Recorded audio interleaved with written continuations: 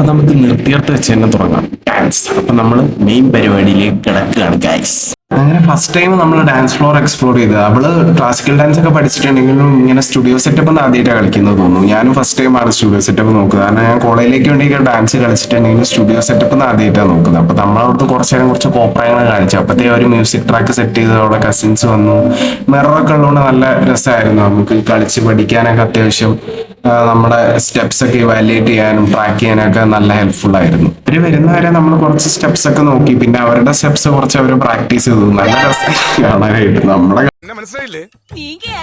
ഇതെന്നാട്ടോ മയിലാട്ടോ പാത്രികെ പുലിയാട്ടോ പാത്രികെ ഇതെന്നാട്ടോ? ഇത് മാർഗം കളി. മാർഗം കളിയാ? ഒരു മാർഗം ഇല്ലാണ്ടാവുമ്പോ ഒരു കളി കളിക്കൂലേ, മാർഗം കളി. കളിക്കാൻ അവർക്കും രസമായിരുന്നു, അവര് കളിക്കുന്നതാണ് നമുക്ക് രസമായിരുന്നു. അപ്പൊ അങ്ങോട്ടും ഇങ്ങോട്ടും ട്രോൾ ചെയ്ത് കുറച്ചു നേരം അങ്ങനെ ടൈം പോയി. പിന്നെ സീരിയസ് ആയിട്ട് കുറെ നേരം പ്രാക്ടീസും ചെയ്തു. അവര് രണ്ടുപേരും അവര് പ്രാക്ടീസ് ചെയ്യാൻ പഠിപ്പിക്കാൻ വേണ്ടിട്ട് അവളുടെ ബ്രദറും പിന്നെ ഒരാളും കൂടെ ഉണ്ടായിരുന്നു. പേര് ഞാൻ ഓർക്കുന്നില്ല. രണ്ടുപേരുണ്ടായിരുന്നു. ശരത് എന്നാണ് അവളുടെ ബ്രദറിന്റെ പേര്, മറ്റാളുടെ പേര് ഞാൻ ഓർക്കുന്നില്ല. രണ്ടുപേരും നല്ല എഫേർട്ട് എടുത്തിട്ടുണ്ട്. ഒരു ABCD ഒക്കെ അറിയാത്ത എല്ലാരെയും പഠിപ്പിച്ചെടുക്കാൻ വേണ്ടിയിട്ട് അത്യാവശ്യം എഫേർട്ട് എടുത്തു. നമ്മളതിൽ കുറച്ച് 1-2 സ്റ്റെപ്സ് നമ്മൾ ഇൻക്ലൂഡ് ചെയ്തു. കാരണം നമ്മൾ കപ്പിൾ ഡാൻസ് ആയതുകൊണ്ട് കുറച്ച് സിമ്പിൾ ആയിട്ടുള്ള സ്റ്റെപ്സ് ആയിരുന്നു.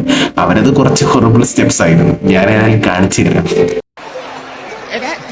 പിന്നെ ഇങ്ങനെയൊന്നും അല്ലടാ.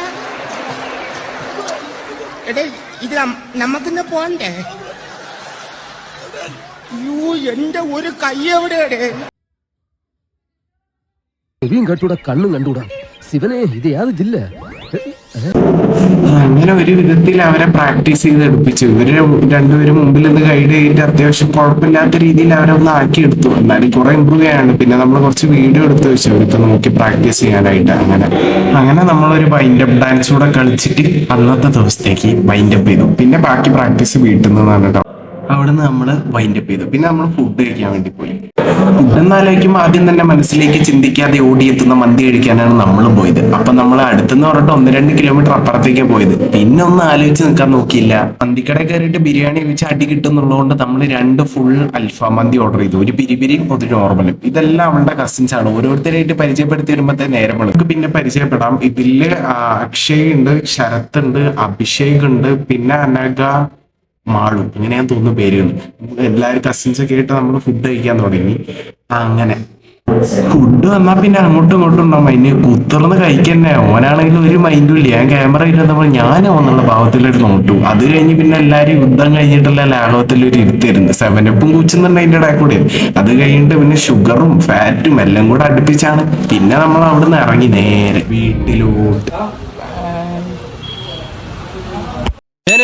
ഞാൻ പോകുന്നു. Bye bye.